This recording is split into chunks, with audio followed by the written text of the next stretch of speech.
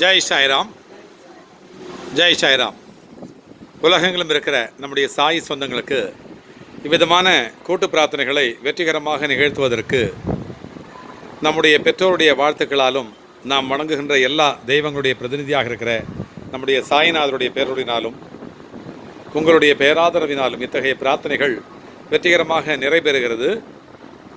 இன்றைக்கு நாம் எதிர்பார்த்திருக்கிற ஒரு முக்கியமான ஒரு பண்டிகை, மிகப்பெரிய ஒரு விழா என்னவென்று சொன்னால், நாளை மறுநாள் வியாழக்கிழமை ஒவ்வொரு பாபாவினுடைய ஆலயங்களிலும் பாபாவினுடைய பிறந்த நாளாக இந்த ஸ்ரீராம நவமியை நாம் கொண்டாடுவது வழக்கம்.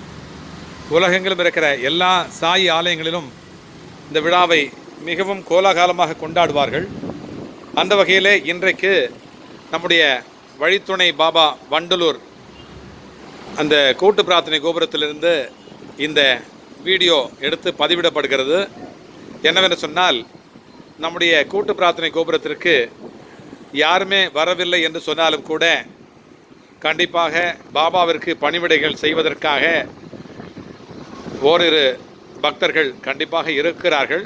என்றைக்குமே எந்த விழாவும் எந்த ஆராதனைகளும் எந்த அர்ச்சனைகளும் நிற்காமல் தொடர்ச்சியாக நடைபெற்று கொண்டே இருக்கும் என்பதற்கு பாபாவினுடைய பிள்ளைகள் ஒரு சாட்சி.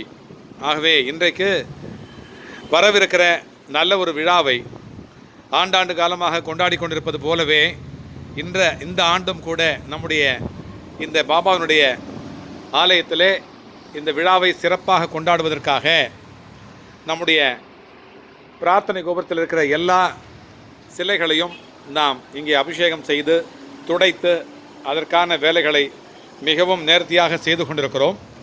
அந்த வகையிலே நம்முடைய ஐயா விஜயகிருஷ்ணன் சாய்ராம் அவர்கள், இருட்டாக இருக்குது வெளிச்சத்துக்கு, விஜயகிருஷ்ணன் சாய்ராம் அவர்கள் தான் இன்றைக்கு அவருடைய தலைமையிலே எல்லா சிலைகளையும் எடுத்து சுத்தம் செய்து அபிஷேகம் செய்து அதற்கான அனைத்து வேலைகளையும் தொடர்ச்சியாக செய்து கொண்டிருக்கிறார்கள்.